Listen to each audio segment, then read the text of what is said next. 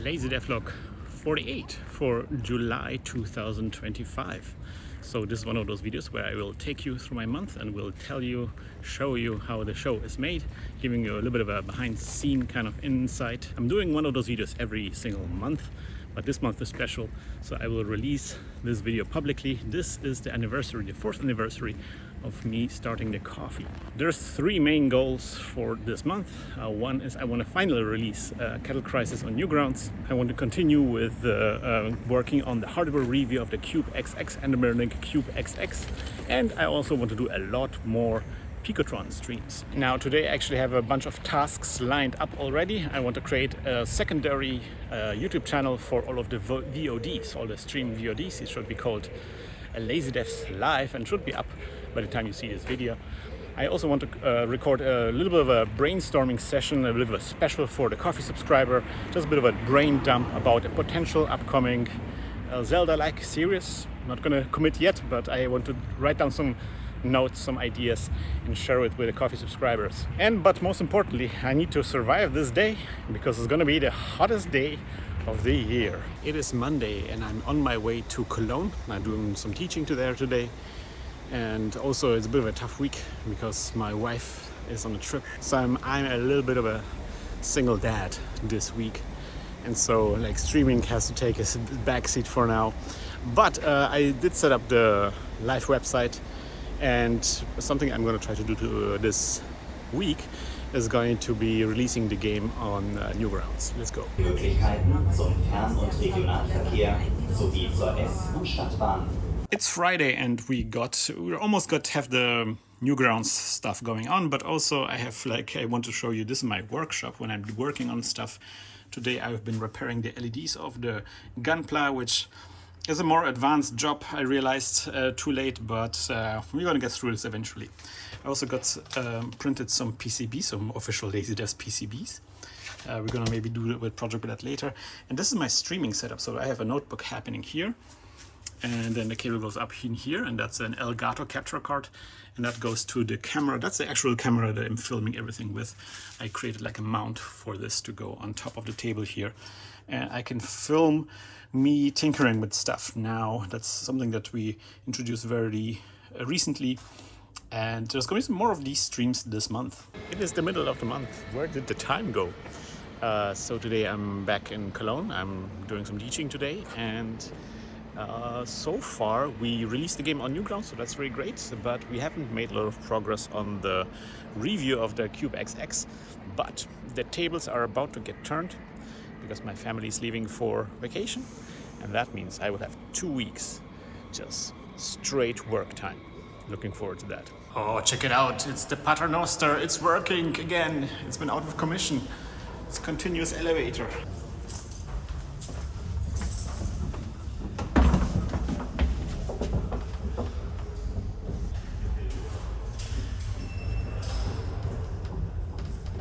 All right, we are about to cross over. All right, here we go, boys. We're reaching the warp zone.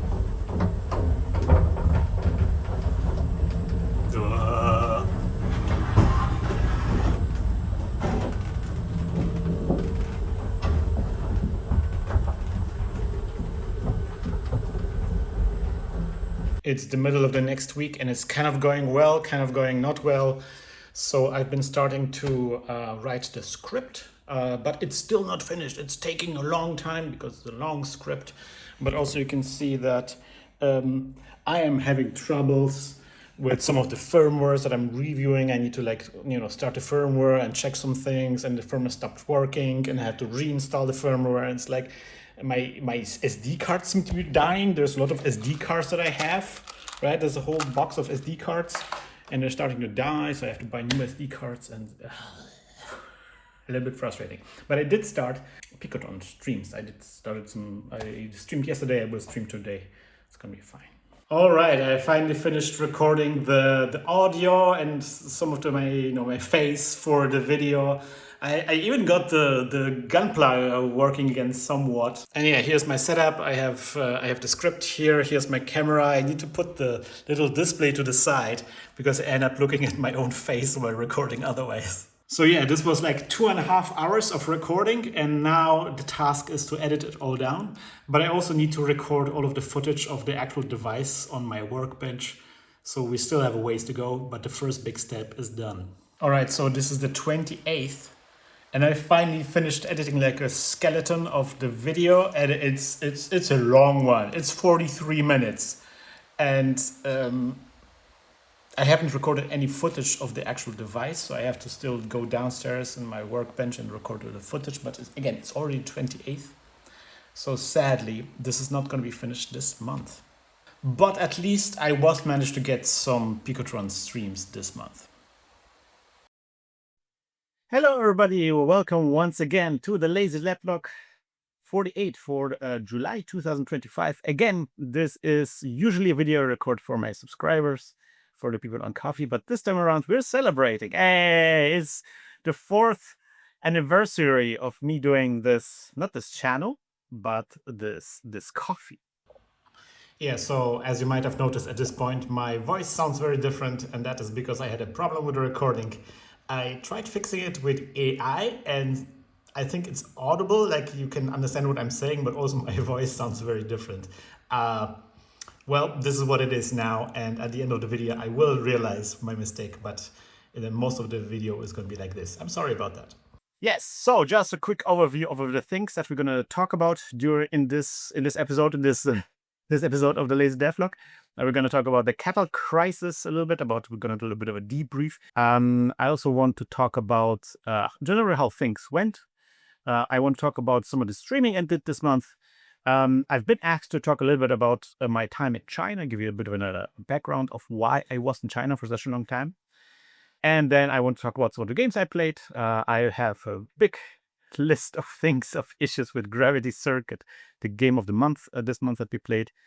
I have some thoughts about Isles of Sea and Sky, some thoughts about Donkey Kong Bonanza and Animal Crossing, which are it's a weird combination, but I will explain why. I also want to talk about 2 Pokemon games, Pokemon Sword and Shield. I played the DLC of that game, and about Pokemon Arceus. And then finally, we're going to talk about Final Fantasy Adventure, and then we're going to move on. First of all, let me talk a little bit about the coffee part. So generally in those Lazy Devlogs, here's where I thank you all of my subscribers for the support and for the generous donations. The coffee is a big important reason why I'm doing this channel in the first place. And I noticed this especially this month because I've been doing my taxes.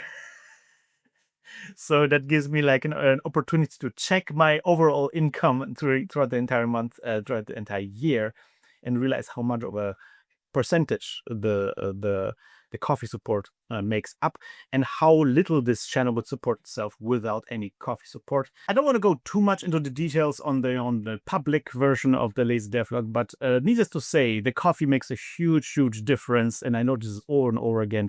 So for all of you who are supporting this channel, thank you so much for your support. It really means a lot to me. And yes, as I said, I'm going to be more vocal about the coffee in general, because I want more people to join, because I want this to grow. This is very important to me as well.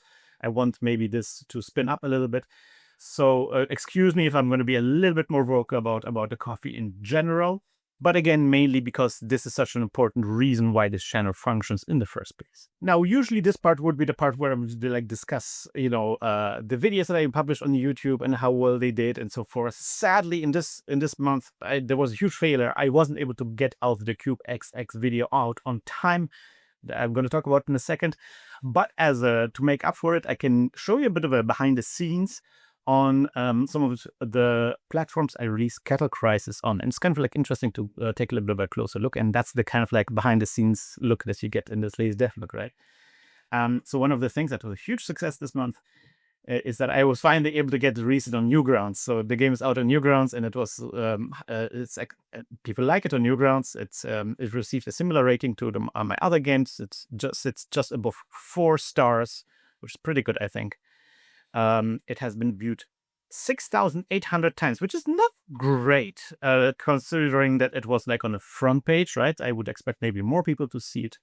But there's like some very interesting things that you can glean now from the fact that there's like we have high scores integrations. So that was one of the big deals why it took such a long time to get new categorized on Newgrounds. I wanted to make like really clean integration to achievements and to the high scores. It's a game that has a lot, like the high scores make up a big deal of the game, right? Scoring is important for the game, is what I want to say. And so I made it so that you can track the high scores. And there's something very fascinating once you start digging into this stuff. So check this out. So these are the high scores for all of for the 1 month that this game has been out. It's been released on July 11th. Okay, it's a little bit less than 1 month. And so 6,800 people viewed this game, not necessarily played it, but just like clicked on it, right? And then from those 6,800 people, look how few people breached the 1 million, right? It's 1, 2, 3, 4, 5, maybe this guy here as well. So 6 people, but then minus me and Loki Striker, right? So it's like 4 people managed to get 1 million. And I'm not dunking on those people, right? I'm not dunking on all those players. Obviously, it's difficult it requires some time to get 1 million, right? But I think it gives a bit of a perspective, right? Because like when you are a big fan of a certain game, could be shmups, could be puzzle games, whatever, you are like so into like the meta of it and you're such a high level player, it can be kind of like difficult to judge your own power level compared to like a normal person, right? And so what you usually see is people who are very much into certain games are like pushing for the games to be like more extreme and more outrageous and offer, especially when it comes to difficulty, right? Offer harder difficulties like, oh, that's a game for babies, oh, you can't even explain all the things to me. I don't need to have to explain, these kinds of things. There's not enough rage content about this kind of stuff that difficulty is so important. People are way more capable of managing difficulty, but the reality is when you're catering to that kind of audience, right, you're catering to a very, very small percentage, a percentile of your potential audience, right? So in this case, like if we say like the bar is like, okay, so people who score the game, who play the game for score are people who reach 1 million at least, right? Which is not difficult to do. Like, I mean, it's hard, right? You have to kind of like engage in a deliberate playthrough and you have to understand the scoring mechanics. But also, like, it's something you can do in an evening. So I want you to consider that this kind of audience is 0.05% of the general audience of people who've seen your game, right? Just so few people are willing to engage with your game on that kind of level. At least when it comes to this specific game in this specific genre, right? Maybe different than other genres. Maybe people are more used to be more sickos when it comes to roguelikes or deck builders. I don't know. It would be actually interesting to compare other genres to see if there's maybe the sicko percentage is better in other games. But that's kind of like crazy to think about it. If you design for 0.05% of your audience, right? You just such a small amount of people, just like 4 people here.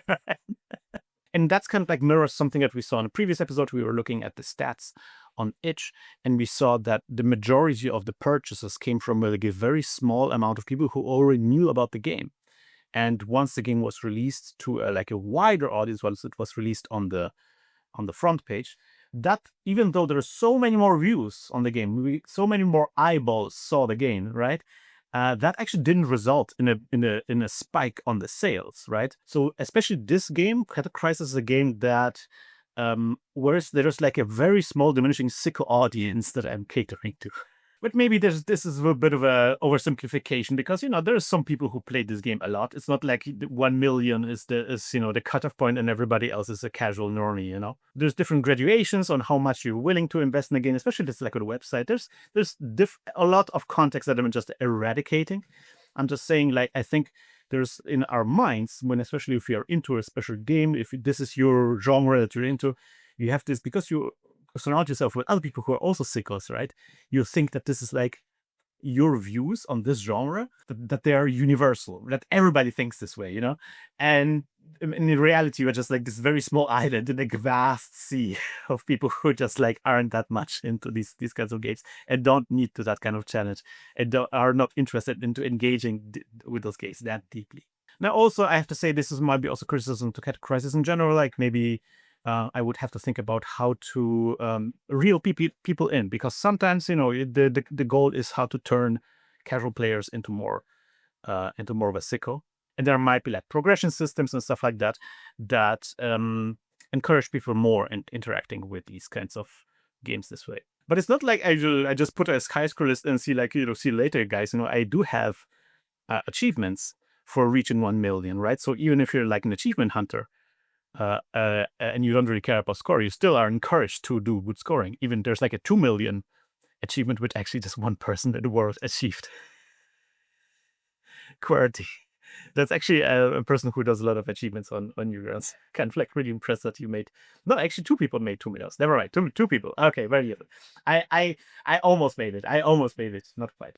And just to compare, so this is high stakes. This has 43,000 views. Obviously, it has been out for a bunch of months, for years now. So that's a very different type of game. It has. This is I think my best game on Newgrounds, and it has a slightly better score. I think generally this is a game that people are way more willing to engage more deeply, to play for a longer time, to spend more time with than the shmup. But to be fair, that's a little bit subjective. I don't have any metrics to back up this impression. It's just, from the comments I get that kind of vibe. But to be fair, the comments on Kettle Crisis aren't negative. Ultimate Office game. I think that's ironic. This is so fun. Music sound effects are great. Yo, I love these kinds of games. Visuals so cool. But then every now and then you get like these. It's challenging, but would be better if you could take more hits before losing a life. Okay. So you want Euroshmup, right? Or here, what an amazing game, but too bad you have to be a brain surgeon to beat the boss. So yeah, you often get like, oh, this is a great game, but it's just a little bit too hard, And yeah, so I really like Newgrounds for that, because you get a bit of a perspective shift. You get a perspective check. You get those people who are willing to point out things that they don't like, and being like honest about it without feeling self-conscious about it. I'm not sure how authentic this is. Newgrounds has a special kind of audience, so you have to consider this. But no, this is fantastic to me. I'm just eating it all up because it's really good feedback.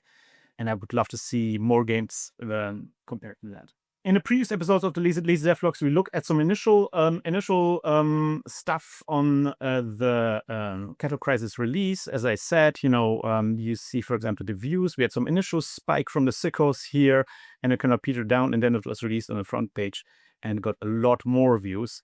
The interesting things is that in terms of payments, what I talked about in terms of payments, the most payments I received were actually from the sickos. And even though I got this huge spike of views here, if you look down, that didn't actually result in a lot of payments. So exposing the game to a wider audience didn't actually result in a huge bump. There's not even a noticeable bump in income. So again, the game is kind of like caters more to the sickos. And in general, again, I didn't want to talk too much about money, but here we see how much the game received so far. So it's been out for like 2 months now, around 2 months. And it received $763.75. So yes, this is definitely not a sustainable way to make games, at least if, selling stuff on itch is my goal. But you have to also remember, the game is playable in the browser. And if you buy it, you really want to have the game on, as executable, right? So I'm not monetizing the game properly. And also, like, I think if I put this on Steam, we would see way different numbers. So... And I'm actually interested to put the game on Steam. Would be actually interesting to see how that plays out in comparison. Because like if you have it on Steam, then maybe more sickos can find it, and then also that's a platform that is way more suitable for monetization. All right, moving on to the section I called How Things Went. So this is the section where I just look back at the month, how it played out. I had a bunch of goals I set up for this month, and I achieved a lot of them. But I didn't achieve one of them, at least one of them. No, actually, I didn't achieve 3 of them. Oh my gosh. But let me talk about the positive things, things that I think played out really well. Something that I was really sad about is that I didn't interact a lot with Picotron in the last year or so. And I get a lot of feedback that people want me to do Picotron content. I don't like Picotron videos. Let's say videos. I always hear Patrick H. Willems screaming in my ear when I say the word content, for good reason. So I want to make videos about and tutorials about Picotron, but the problem with that is I don't have much experience with Picotron myself because I haven't been using Picotron a lot because I've been working on the shmup, right? And one of the things that was a huge success, I think, this month is I got into Picotron a lot. I had a bunch of streams with Picotron. I generally had a lot of streams, but also specifically I had a bunch of streams on Picotron. Now, if you haven't seen those streams, that's because I am not streaming them on to YouTube at this point. I might do a twin setup where I stream to itch and YouTube, but even if I do that, I probably won't stream into my main channel, and that is I'm kind of like being a bit cautious in the way I want to release video on my channel, on the LazyDev channel. I'm worried that that the algorithm already put me into the this is a trash channel basket. I'm being demonetized. I'm not sure. The problem is like I have these very long videos, right? And the viewer numbers on those videos drop off at some point. And at some point you had very few people clicking on a new video when I release a new video. And I think that makes that is a huge challenge for the channel in general. And if I start doing a lot of streaming on the channel, that will that problem would get even worse, I think.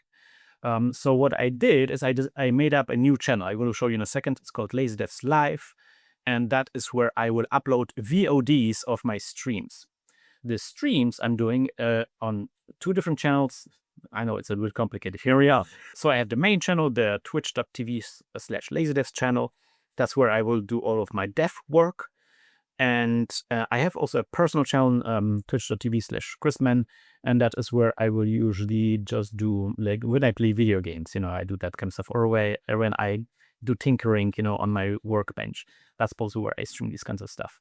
Stuff this is not necessarily related to game development goes on my private channel. And on the LazyDev Live is where I will put all of the streams from the LazyDev channel. So all of the development stuff goes on LazyDev Live. And I'm thinking of doing a setup where I can also stream to that channel as well. So you don't just get that stuff on Twitch. So yeah, this is something I did this month. I'm really happy about that. I'm also happy about the Newgrounds release. As I said, it was something that I've been dragging my feet on a little bit because, like, digging through the JavaScript to do the integration with achievements is just a little bit like, how did that work again? I'm actually thinking now that and this is fresh in my memory, to doing a video about it. So later on, when this happens again, I can just watch my own video. Let me know if you want to see a video how to do the high score and achievement integration in Newgrounds. Another thing I also released that I was really happy about that is, again, that's something that's only available for the coffee subscribers, but that's kind of a bit of a nudge to get you to the coffee. If you're subscribing or if you did a one-off donation on coffee, you get to access a brainstorm session about the upcoming game, about a possible upcoming game. I'm thinking I share some ideas of how a potential Zelda game could work, a Zelda-like game, action adventure kind of thing would work. I have some ideas, and I received some really good feedback from that from you guys, from the people from on Coffee. I'm really grateful about this, and I might do another follow-up stream because I have some follow-up thoughts. I've been pregnant with those ideas a little bit, and I'm thinking about them all the time, and I'm slowly maybe arriving at something. We're gonna see. Now, the fails, the stuff that didn't work out this way, again, the CUBEXX video didn't work out, or it did work out, it's just not finished yet. So I made huge progress. As I saw, it's like 43 minutes or something, over 40 minutes of video, which is tremendous for a review of a device, something like this, It's kind of crazy. The reason why it's so long is because I made it unnecessarily complicated. One of the problems with the CUBEXX is that it has a lot of firmwares. There's like 4 different firmwares which you can use for this, and so I want to compare the firmwares with each other, and that's actually a lot more work than I expected because you have to install the firmwares, and that's just a lot of work, and then you have to test the device 4 times basically instead of 1 time. So yeah, I've been busy with that, and as you saw, I had my stuff together. I'm finally writing the script. The script gets very long, so it took longer than I expected. And then while I'm writing the script, I'm trying to write about one of the firmwares, and the firmware doesn't work. So I'm like, stopping the writing, putting on my backpack, writing it downtown to get a new SD card because the SD card crashed on me. I have so many SD cards, and it feels like it's constantly breaking. It's horrible. I try to build a sandcastle, and there's like constantly water destroying the sandcastle. It's frustrating, but we got it. We got the script going. We recorded the script. So this time I'm trying the process a little bit different than my previous reviews, because I have a workshop downstairs, but I also want to streamline that whole process of recording the footage of the actual device. I haven't recorded the device. I still have to do this, but I thought I first record the audio, and then I edit down the audio, so I have the entire audio of the review finished. They can maybe play the audio in my ear, like maybe I put the earbud in and I play the audio, and I can like do everything in one take, so to speak, or a large portion of the video I can do one take, so I don't have to record to a whole bunch of footage and hope that this is enough, and then later do a whole bunch of editing, edit all this footage down to what I need. I can just like record exactly the thing I'm talking about in the video.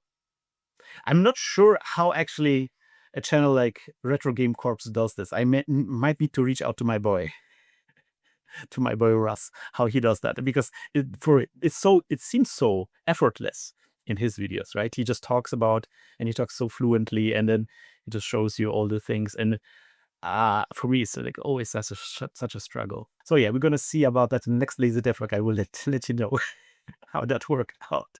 Yeah, another thing I also wanted to do, which also didn't work, I actually wanted to repair the Gunpla. Yes, you can see there is some LEDs working. There's a green LED in the back that is working now. But yeah, alas, I bought a new LED kit for it, and we tried it live on stream on one of the Workbench streams, and it worked out. Like, it's working, as you can see, and I was able to install it into the base. But I need to actually install it inside the Gunpla. There's LEDs that go inside the Gunpla. There's like a whole harness of LEDs with cables and everything. And I was hoping that the previous harness would be compatible, but it's not. So now I have the horrible challenge of I have to take the Gunpla, the beautiful painted and coated Gunpla and everything with the decals and everything, and I have to carefully pry it apart. So I have to disassemble the entire Gunpla down to its skeleton, and then disassemble the skeleton because the LEDs are embedded in the skeleton. It's gonna be a nightmare. So I haven't done that yet. I'm just happy that there's some LEDs in the background, and we're gonna do that later on. I just that wasn't a high priority thing. The CUBEXX, the thing that really I was obsessed with. So I decided not to do this this month. Oh yeah, another thing I also wanted to do, which I didn't do, was the Super Nintendo project. I want to mod my Super Nintendo to be a multi-region Super Nintendo that can play PAL and NTSC games, and I have a module for that.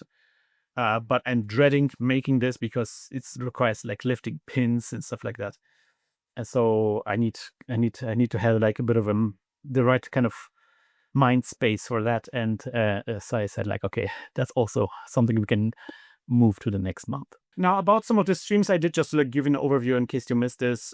So I did a bunch of workshop streams like this one, where I'm currently working on, and for a year now, I'm trying to get a really good Famicom, and I'm almost there, and it was been quite a journey. I refurbished 6 Famicoms. I'm down to just 2. I've sold 4 of them already, and the remaining 2 I would make it really good, because I want to put in an RGB mod. I already put in an RGB mod, but then there's like some follow-up issues, and I ended up, like, long story short, I ended up learning how to design my own PCBs.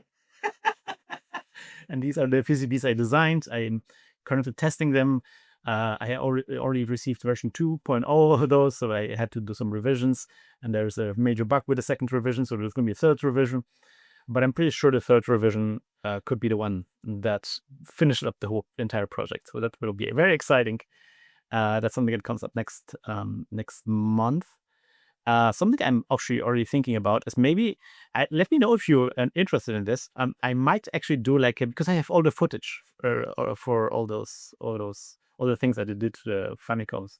I might do like a retrospective, this is what I did. This is the crazy Famicom project that I did for a year. Just like short summary of all the different steps that took me to this place. The reason why I might want to do this is also because the PCB I designed, I probably want to release this as open source. That's the first open source hardware project that I ever did, and there's a good reason to make a video about it. You can promote it a little bit, right? So if you're interested in that, let me know. And the other big stream that I did this month was I did multiple Picotron streams. I returned to my Tetris project that I started way long time ago, and I kind of got distracted with a different thing. So Matthew Mathosis, the guy a YouTuber who makes really good essays about different video games, he recently turned into a game developer and released his very first game, which is a Game Boy, like on original Game Boy, puzzle game, a little bit similar to Picross, but with some additional spicy mechanics. And I really liked it. I think it's very fun. And I got a little bit addicted to it. And in order to solve my addiction, I decided I will just substitute the addiction to the game with just recreating the game on Picotron, which worked flawlessly. It was great. I'm not playing the game at all. I'm just recreating it in Picotron. It's a very cool trick to leverage a game addiction to and turn it into something productive.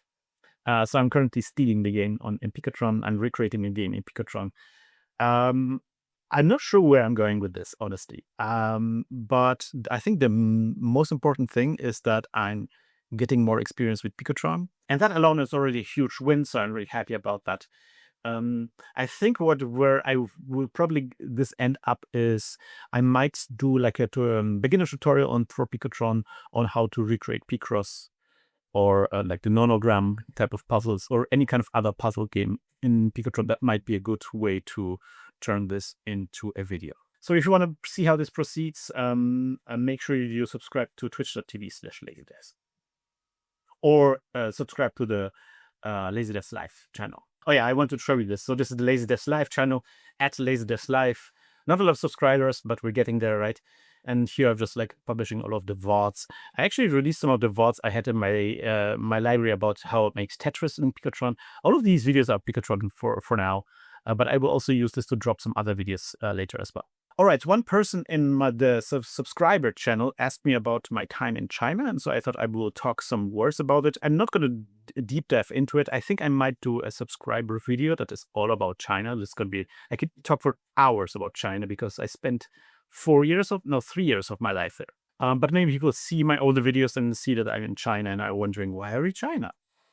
So let me just give you like the broad overview. So I spent 3 years in China from 2019 to 2022, I guess. And the reason for that is because my wife participated in a program here in Germany. She's a teacher, and she participated in a program, like an exchange program, where a German teacher gets to teach abroad. There's different types of programs like this. Some of those teachers end up teaching in German schools that are in different countries. Like the German government has schools in different countries, right? For like diplomats and people who live abroad, German people who live abroad. But also this program that she participated in was a bit of a different one, where a German teacher teaches at a Chinese school. And I joined her, like I went with her there to support her. I wasn't able to do any work there. My visa didn't allow for that. So that's was actually one of the reasons why I started a coffee in the first place. So we lived in a town called Fuzhou. It is a small town of just 8 million people. It is one of the towns that is closest to Taiwan on the coast. It's not the closest one. I think I just looked recently at the map, and there's actually one in the south that was a little bit closer. But Fuzhou is a little bit north, to like in the north tip of Taiwan at the coast. Oh man, what can I tell you about Fuzhou? It is a city that didn't have a lot of people from the West, so we were kind of unique. We were kind of like really standing out, and that was a very weird experience, I have to say. Yeah, so I basically stayed there. We got a flat there. My wife was teaching at the school there, was teaching Chinese children how to speak German. And I basically did this channel, but also took care of our daughter, who was very small at the time. She was just, when we moved, she was 6 months old, right? So that was our life there, and it was a huge culture shock in general. Like China was probably the most of a culture shock that I ever experienced, going to a different place. We traveled around the world a lot, but China was kind of very unique, and that was very valuable lesson for us. Like your perspectives are just immensely expanded whenever you go to a different place. Obviously, one of the big challenges, and you saw that in the We Are All Game Beginners video a little bit, I talked about, one of the big challenges in China was that the COVID pandemic hit like half a year after we went there. So that was a bit wild of a ride, and also kind of like put a bit of a damper on all our plans. We had these plans that, we would maybe stay longer, because then we would be always coming back maybe for the summers to Europe to spend time with our family, and then go back to China and spend maybe really become a bit of a native there, learn the language and so forth. We did a little bit learn the language, but not too much. And also we had these plans that while we're in China, we can explore all the other Asian countries that are usually very expensive to travel to, but here and now they would be just right next door, right? So we could go to to the Philippines, we could go to Japan, we could go to Korea, and we could go all these countries. And we did get to experience Philippines, but right after our return from the Philippines, the COVID pandemic hit, and that's kind of like changed a lot. We couldn't travel around. We couldn't travel that much even in China, but we definitely couldn't travel abroad of China. And also we couldn't return to our country. If we did that, we wouldn't be able to come back to China because China was closed, right? And so like when we return to Europe, that would be at the end of our stay in China, right? So we kind of like held out there as long as we could, which ironically was closed short before China gave up the zero COVID policy. So, but yeah, after 3 years of just being constantly in China, we were very we missed our family. Our daughter was growing up, and our family didn't get to see her. And there's like lots of little details that is just really difficult to solve abroad, like medical stuff and so forth. So we decided that after 3 years, we kind of had the China experience, right? We had the thing that we went there for, and it was a good time to return. Generally, I look fondly at my time in China. I have to say, again, it's so difficult to put into words because there's just so much of a thing that happened. There's nothing I can say that conveys that kind of experience, because that would defeat the purpose of going there, right? And it's impossible. But the point is that it's impossible. There's just so much that you're assaulted with. So many assumptions that you had are being challenged. So many impressions that you get to understand of a different culture, different way of life, different way of thinking about the world. You also get to reflect on the place you come from.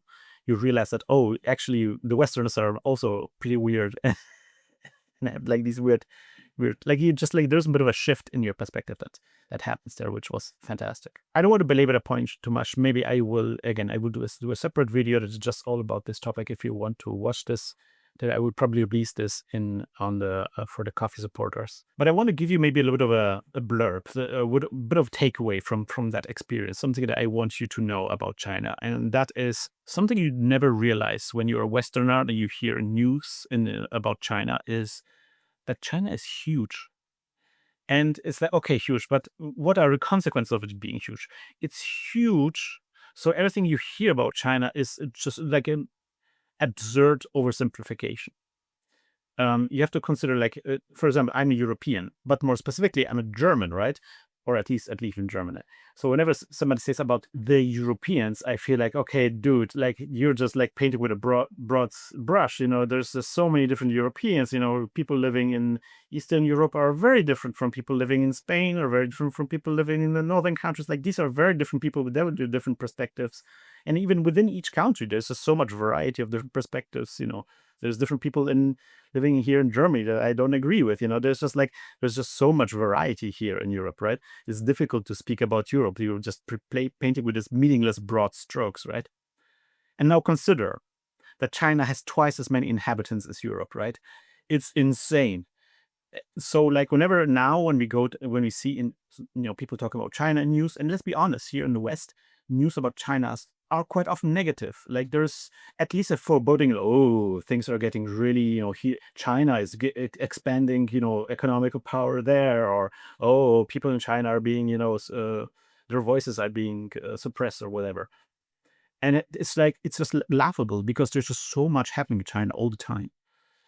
it's such a big country with so many different regions, with so many different details and cultural background. Like, it's insane that we get like these scraps of these broad strokes, and we think that we understand China because there's just so much happening there. So yeah, I got the gal man amnesia effect from on China. You know, that effect where when you become a bit of an expert or you're more knowledgeable about a certain topic, you realize what a bad job news organizations are doing at depicting certain topics. And I got that from China. It's just like it almost feels like disinformation at this point. And another thing I want to maybe share with you is that because again, China is often depicted as this kind of like oppressive country, you know, there's no free speech and so forth. I think it's important to understand, and that's something that is, I think not a lot of people are realizing in the West. People in China genuinely enjoy living in China. China is a nice place to live for those people, and I understand why. China was a nice place to live for us as well. One of the things that is shocking about China, and especially compared to Germany, is there's a tremendous sense of things getting better there, right? You don't get that in Germany. If you look at our train system, our train system is trash. The trains are delayed constantly, and there is no perspective in Germany that this will ever get better, right? There's no momentum, no political movements where it's like, oh, things are going upwards, you know, nothing like this. It's like there is no vision that things are getting better. There's no sense that things can get better here, right? It's just like slight improvements, perhaps. In China, it's very different. Like during the lifetime, people in China can experience a massive improvement in their quality of life. And sure, that's because they started at a very low level, you know, 20 years ago. So China was a very different place, right? But I'm just saying, like, there is just like sense that there is a upwards trajectory that you're on when you're living in China, and that you don't get that when you're living in the West. It's all just basically going to stay the same, or rather decline, because, oh, we need to save the economy or something like this, you know. And it's something that I'm kind of like, I'm very depressed by whenever I see how things are here in Germany. I wish that we had that kind of mentality here as well. I'm sorry for being so political. It's kind of hard not to get political on those questions. But and that's one of the reasons why we went there in the first place. We wanted to feel strange in our own country, back in our own country. We wanted to have like that kind of shift of perspective to understand better where we're coming from.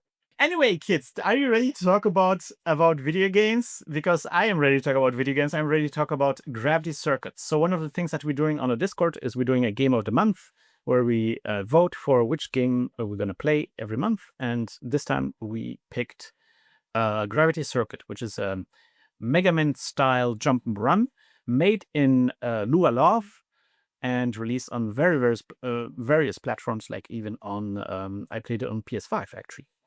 It is I don't know, I have such a big list of things to discuss, and I want to kind of keep it brief because I mostly said all of these things in the live streams. I live streamed it on my Crispman channel, on my twitch.tv/Crispman channel. The things that why the game was picked in the first place are the things that I like the most about the game, which is the game is incredibly pretty. It's a very nice, pixel art style with lots of tiny little animations and details that I really appreciate. It has also fantastic music. Some of the soundtrack stuff is just like, it's just popping, you know, it's really good stuff. And these are fantastic things that definitely are the strengths of the game. Now, the many things I didn't like about the game is actually that I feel like, generally, I feel like all of those early impressions and the superficial stuff is, I felt a bit betrayed because most of the other stuff is stuff I did that never really gelled with me.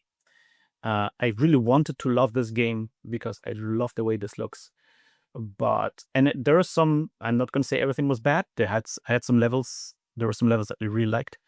But generally, I didn't have that great time. And in hindsight, even the visual stuff is something that I'm kind of like second guessing, because yes, like on a screenshot, the game looks really nice.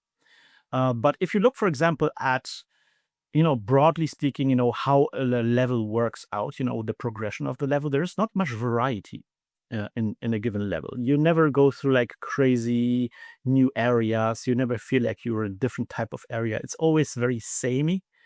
Something I said in a Discord is that it feels like on the first screenshot when you start a level, that on that first screenshot you've already seen the entire tile map for that level. There's not going to be lots of variety. And there's not even like a lot of variety with the enemies. That's something that's really great about Mega Man, the game that this game was based on, right? Like this game tries to capture like the vibes that this game tries to capture. Like Mega Man has this incredible variety of enemies. There's like there might be enemy that you just see on this one screen and never again, And there's a variety in sense of like size of the enemies. Sometimes you see big enemies, sometimes small enemies. There's just like so much thing happening in Mega Man, and there's like this again this toy box idea that there's all these cool robots that you're meeting. And I never got that impression from Gravity Circus. Everything are just like really tiny enemies that just like tiny little drone robots, and there's like maybe 3 humanoid robots that are reused across all of the levels. And there's like 2 big enemies, which are very ugly. They're just like very boxy and very boring. That's just something that I think my experience with the game kind of like made me like think about. My major problem with the game is that generally all of the mechanics are incredibly stingy. With stingy, I mean there's this really great term that I picked up from the Eggplant podcast, and that is this concept of generosity. And I think that's a very good concept to think about because we always get this in terms of negative framing. When we discuss games, in the sense that, oh, you're dumbing the game down, or the game is for babies. There's like always like this negativity around this. But I think generosity is a better way of framing this because it means something slightly different. So with generosity in this regard, I mean that some things that should be easy are hard for no good reason, in the sense that that doesn't really contribute to the game in any way. Because sometimes it can be like, okay, this is Dark Souls, right? Sometimes there's like some kind of game where there's a challenge, but then the challenge is there because the game developers want you to go all out on this challenge, try to overcome this obstacle, right? Because there's a payoff at the end. Like you feel good that you achieved this very difficult thing. But here it feels like there's lots of things that are difficult to do, and there's no payoff. It's just difficult to do, and then it could be easy, but it's a bit difficult, and I think there's no mechanic that is more indicative of that than the grappling hook. So this game has the grappling hook, and it's just insanely difficult for no good reason to keep grappling, to use the grappling hook effectively. So the way this works is the grappling hook can be used for different things. You can grab objects and put them to yourself, but also you can use the grappling hook to swing along the roof. And whenever I got into a section where the grappling hook would be used, it was just a majorly frustrating section because it's so easy to just fall down, to grapple, release the grappling hook, and fail to re-grapple onto the ceiling and just fall down. And I looked actually, it launched into like a test room to figure out what the problem is. And it's a combination of different things. For example, the grappling hook has a limited range. So for example, when and you can't even grapple when you're standing on the ground. You have to be in the air to even start grappling, which is already like, okay, why can't I just grapple from the ground up? But okay. And then something that you always have when you grapple, quite often have when you grapple, is when the arc that you're describing when you're grappling, right? You're swinging like a pendulum, right? And the idea is that you release the grappling hook at an upward arc, like an upward swing. So you take that momentum from the swing, and that gives you more air time, right?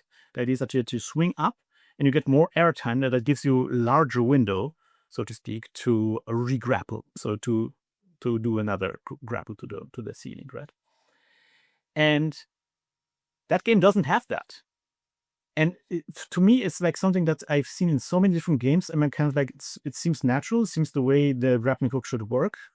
And the fact that it doesn't work here is just like makes it just like weirdly stingy, and it's like weirdly awkward to use the grappling hook. So in this game, when you release the grappling hook, you get a tiny little hop. And it doesn't matter where you release it. Like it doesn't matter the timing of the release. You always get a tiny little hop, and you immediately start falling down. And now, combine that with the fact that the grappling hook has a very limited range and it extends very slowly. So your window to re-grapple becomes very, very small. And it's very easy to just miss the re-grapple and just fall to your death, and you have to redo a large section of the level again, which is just frustrating. And it's not like it gives me a better mastery of the system, right? It's not like, because I mastered this tight timing, I can do something cool now. No, I just do the thing that I can do in every game. But now it's just harder for me to execute that, I just feel depowered, less empowered, because the things that were easy before are now super hard, and I feel like an idiot. To give an example of maybe different mechanic, but is also incredibly stingy, there is pickups in this game, right? When you defeat an enemy, there's power-ups going out of the enemy like a piñata, and then they're floating in the air, right? And sometimes they're floating very high, so you cannot pick them up. So you can shoot your grappling hook at the power-ups to pick them up with your grappling hook. Cool, that is possible. But those power-ups, those tiny little, piñata power-ups, they have pixel-perfect collision. So you have to hit them with your very narrow grappling hook perfectly to pick them up. So you have a cloud of like 13 power-ups. I don't know, maybe it's less, but a huge cloud of power-ups, right? And you shoot your grappling hook in there, and you get 2 or something, and the rest is still there, and you're still sitting there and shooting with your grappling hook those power-ups, and you can't pick them up. And again, it's like this weird stinginess, we're just doing the shmup tutorial, and one thing that we are very cared about is, making those generous moments where it's like, oh, you get lots of power-ups and your ship sucks them up by itself. Yeah, you see here in this level, those power-ups didn't get picked up for it. Because like the picking of the power-ups shouldn't be hard. It should be the thing that is like that you're like really obsessing about, right? It should be something that happens naturally because it feels good to pick them up, So it feels weird that it's not possible. And then later on, you even unlock an ability that gives like magnetic stuff, so where you attract those power-ups. And it's so slow. It's so slow you can outrun the power-ups. So it's not even effective, right? It's weird how the game is always turning down the dial on everything that you're doing. Everything is harder, less generous than it is. And it's weird because the game looks so amazing. It looks like it has like this opulence, right? This audiovisual opulence, but it's not. It's the gameplay is exactly the opposite, I feel. And then one of the major reasons why I was very frustrated with this, and lots of other people mentioned this too immediately, is so this is a Mega Man game, but the joke is that you are punching instead of shooting. So you don't really have a gun. You only have assists, and you have your combos, and you beat up the enemies. And again, another aspect of stinginess is that this game doesn't really give you much of a iframe when you start doing the punching. Usually, you punch the enemy, and then you have iframes, so you can continue doing the combo without getting hit back. And here, there's just feels like there's almost none of that. So good examples of this is there's like a bad enemy, like a tiny bad enemy. You have bad enemies is like a staple of arcade games, of these kinds of like old school games, right? So there's a bad enemy, and you have an uppercut attack. But the bad enemy has 2 health points, so you have to hit him twice. So what happens always, and again, I just have to like really rethink the way I play this game, because it's just like you have to play around this limitation. What happens is the bat comes flying at you, and it's slightly above you. You do the uppercut. The uppercut connects, but alas, the uppercut is not enough to kill the bat, and the bat immediately hits you back.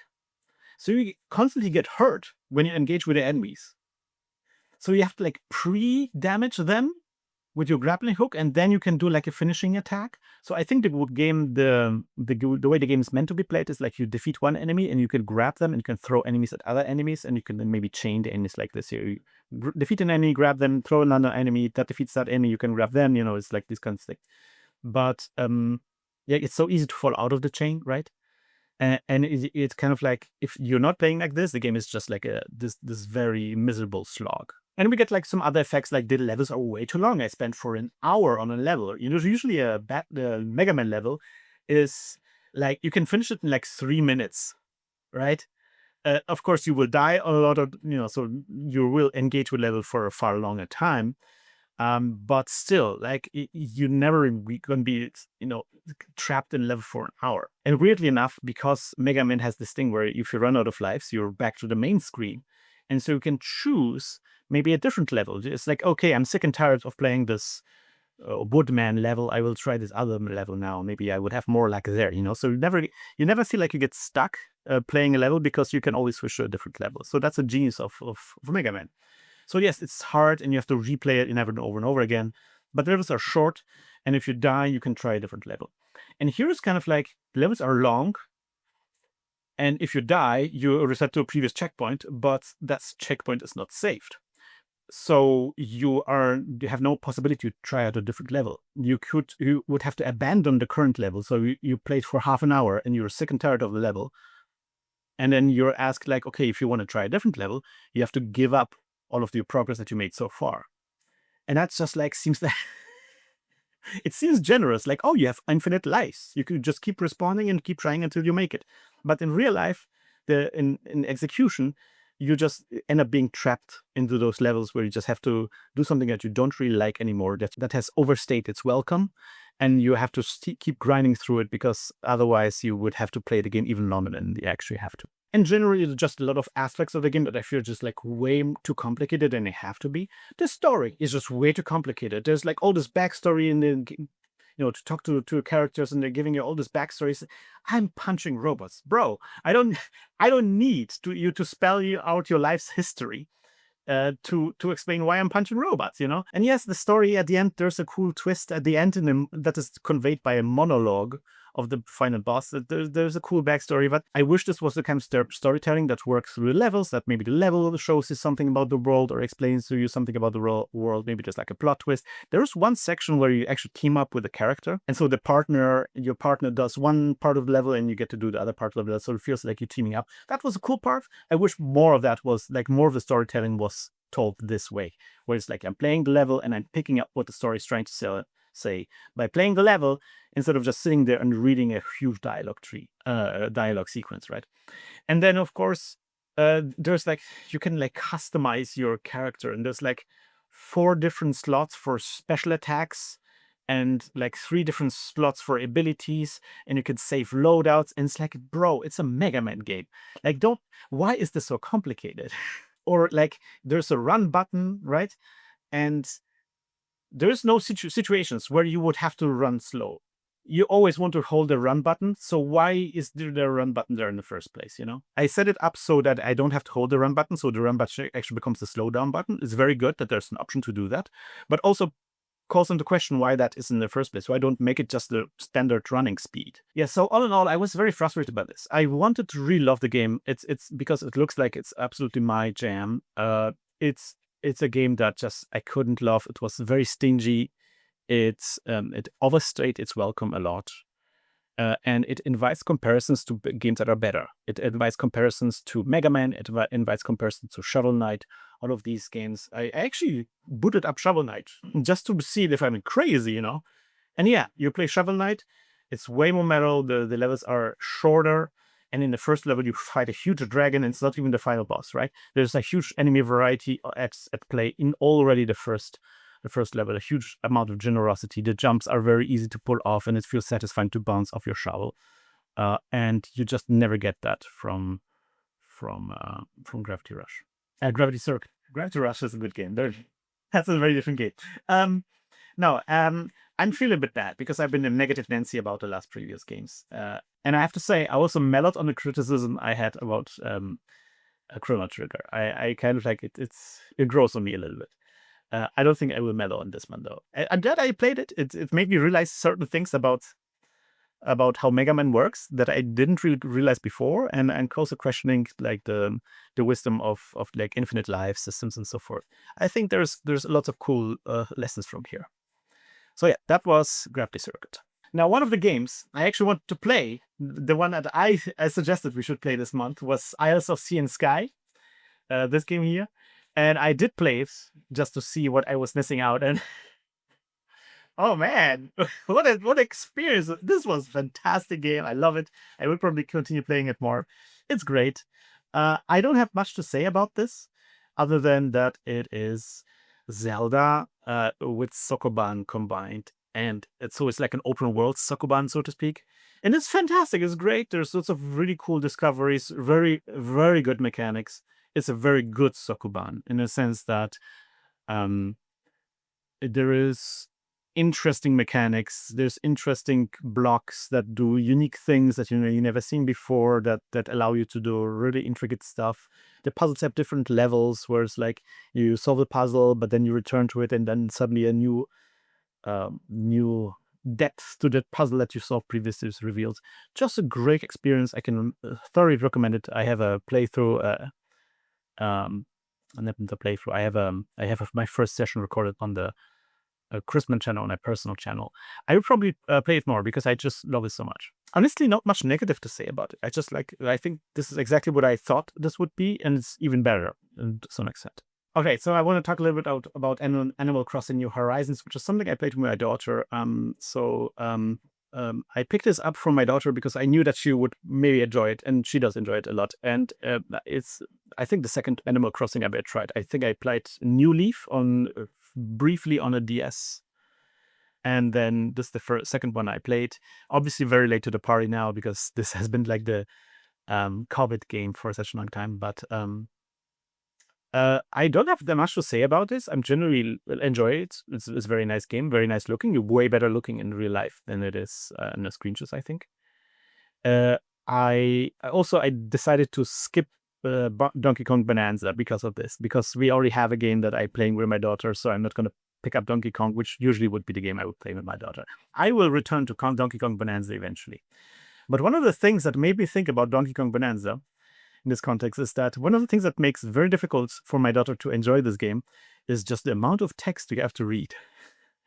It's really infuriating that Nintendo keeps doing this. I don't understand how a company that has so much money, that company cannot afford to make voiceovers. This applies to Pokemon, this applies to Zelda, this applies to Animal Crossing, and this applies to Donkey Kong Bonanza. I just don't understand.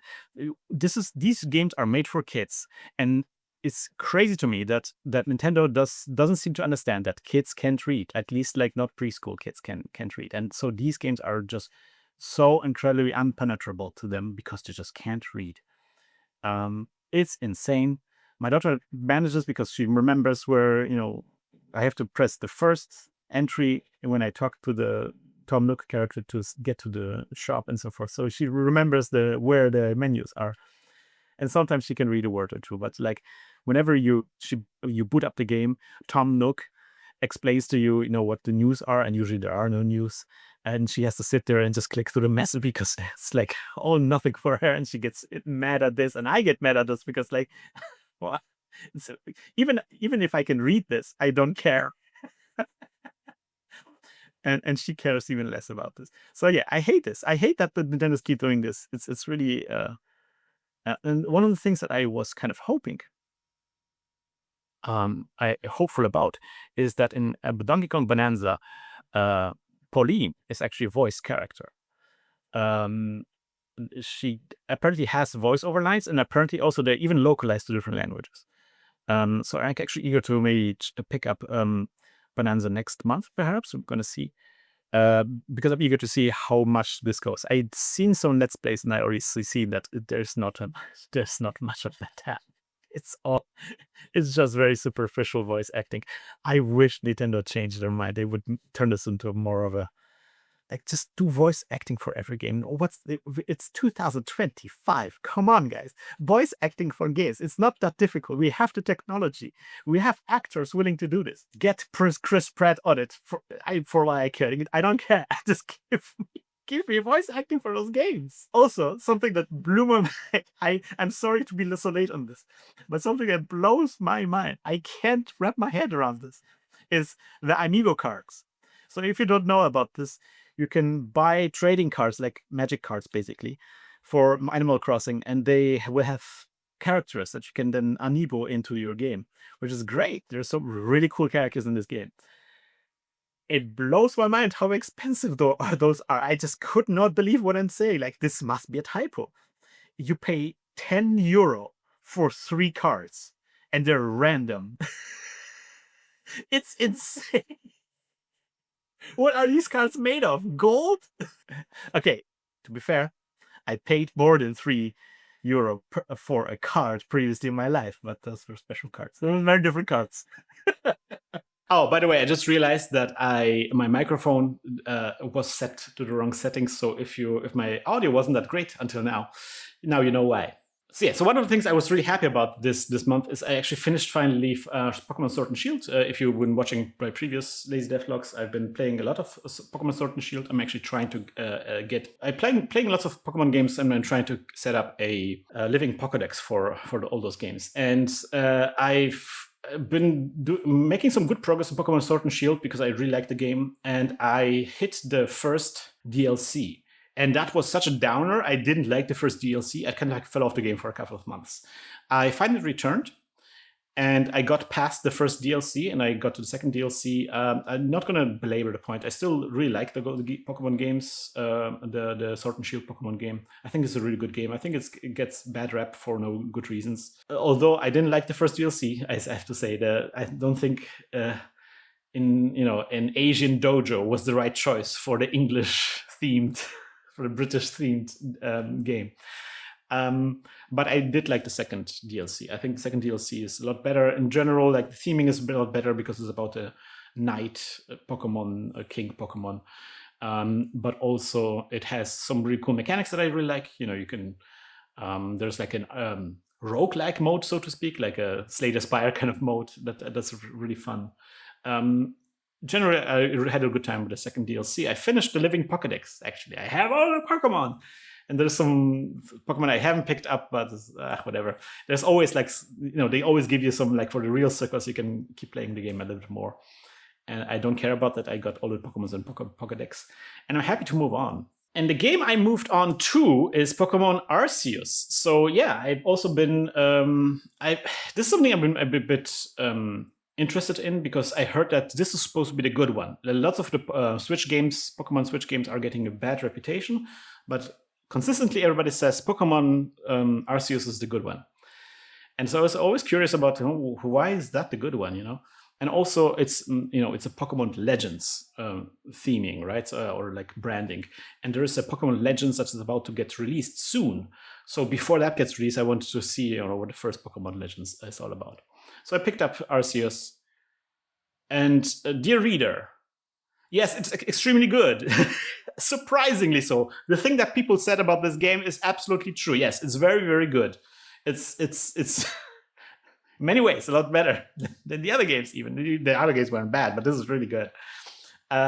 So to give you my take on this, how I would interpret it. It feels like Pokemon is a bit of a pickle, or like trying to expand Pokemon and create different branches of those games, because the core games were carrying too much weight. It has to be like this casual, friendly narrative adventure with RPG mechanics, but also it has to appeal to the hardcore crowd who are doing online battles, and also it has to appeal to the collectors, and also it has to there's all these different things. There's lots of people playing Pokemon, and it's a gigantic franchise. It's the biggest game franchise in the world. It's kind of insane how big Pokemon is. So it's interesting how it evolves under this kind of weight and pressure. Because again, if there is so much riding on it, it's kind of like a big ship. It's very difficult to maneuver, right? And so what they did here is they create this brand of Pokemon Legends, which is, I feel like, their Skunkworks project. The idea is that we're going to make those games that are really going out there and trying really innovative stuff and trying to modify the formula.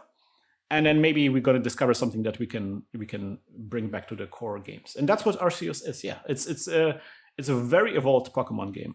So, for example, when you catch Pokemon, catching Pokemon makes sense now. Instead, you don't just have to have one Pokemon of each, but actually you catch a whole bunch of Pokemon of the same type. Because that's what the goals are. So you have to still do the Pokédex, you have to assemble a Pokédex. But this time you're kind of like a researcher, you're really trying to explore the Pokemon. And for each Pokemon you get challenges, try to catch 5 of those Pokemon, or try to catch one that is especially big, try to catch it without it noticing you, or defeat them using a special move. There's a whole list of things that you can do, and you can just have to pick and choose and complete like 5 or like 10 of those from this big list. So it's really cool because there's all these things I could do. Which one can I actually achieve very quickly? You're kind of planning ahead. And there's like all these things that you can try out with the different Pokemon, like the goals. Kind of like let you explore different aspects of those Pokemon that, you realize that I have to defeat it with the grass attack, and you realize, oh yeah, because they're weak to grass. It's good ideas. It's fleshing out that aspect of the game, making it more of an integral part. It's weirdly addictive as well. Like, it's really fun to be like, oh, I need to complete the Pokédex on this Pokemon. What do I have to do? How do I set it up? It's fun. And something that I was also impressed is that a lot of the parts of the game that felt clunky and like very crusty, stuff like, swapping out moves of Pokemon is really, in the main games, is really tedious. Weirdly, you have to go to the Poké Center, and then there's like different people you have to talk to and so forth. And here it's like no problem. It's like an RPG, right? You can just open up the menu, you click on a character, swap moves, bam, you can just swap the moves, and then it's done. It's very easy, and there's lots of little tiny things that were difficult and unnecessarily complicated in previous games, and here it just works, which is also very good.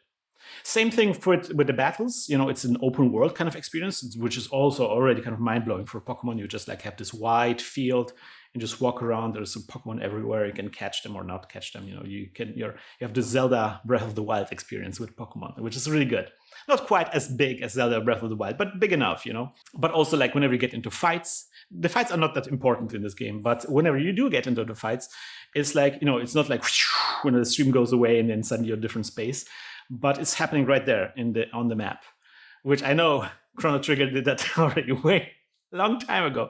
But for Pokemon, it's a big deal, and it's also weirdly, I don't know, it makes it's weirdly realistic in a sense that it's like, oh, suddenly those Pokemon are fighting and you're there and you're watching them fight. It's like, it doesn't change the camera perspective. You see yourself from a third-person perspective, but now off to the side, there's those two critters that are going to town on each other.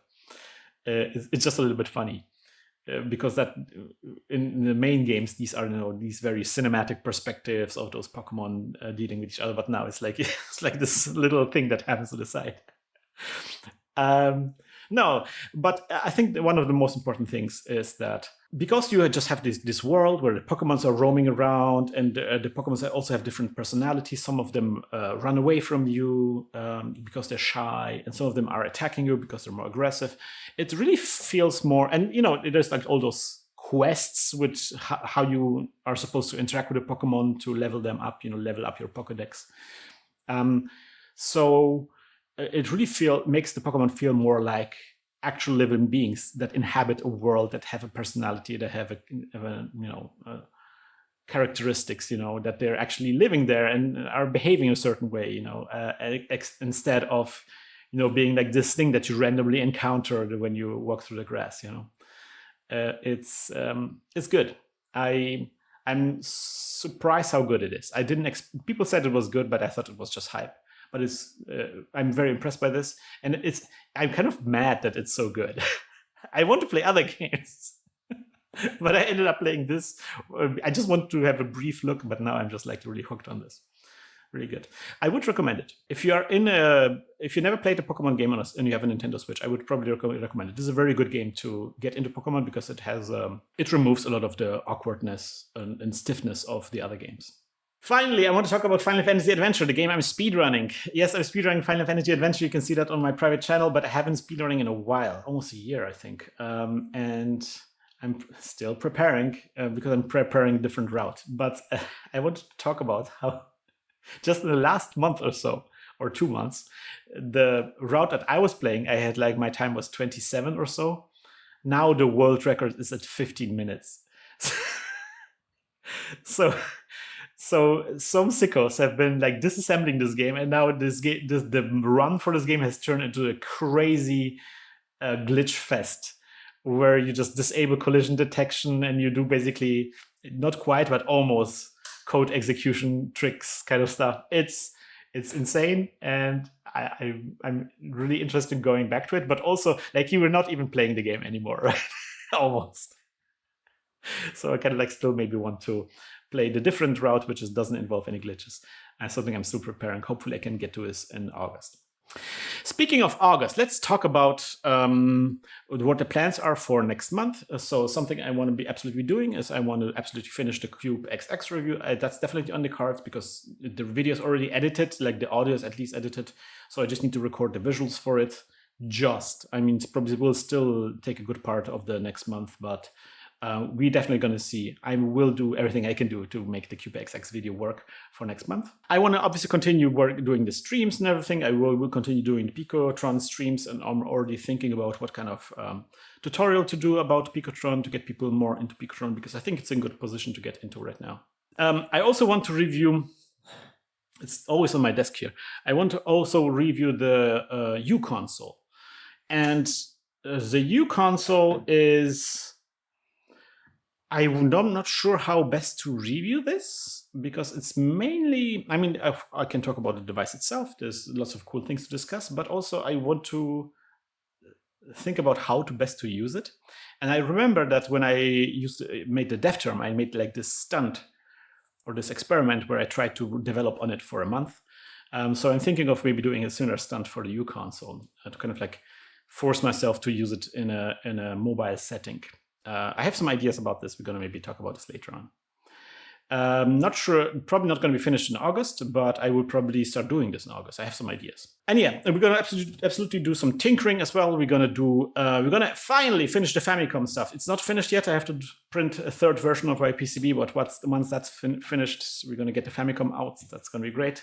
I want to do the Super Nintendo upgrade as well, and I'm going to also repair the Gunpla. That's all plans for the bench streams. Yes, so this was the Lazy Devlog 48. Thank you so much for joining me on this one. And as a reminder, if you're joining me on Ko-fi, if you just do a one-off donation or subscription, no matter what, you will be able to access these types of videos every single month. So you get to see, what's behind the scenes, what I'm thinking, what I'm currently playing. So yes, this is from me. This was July. See you in August. See you next time around, guys. Bye-bye.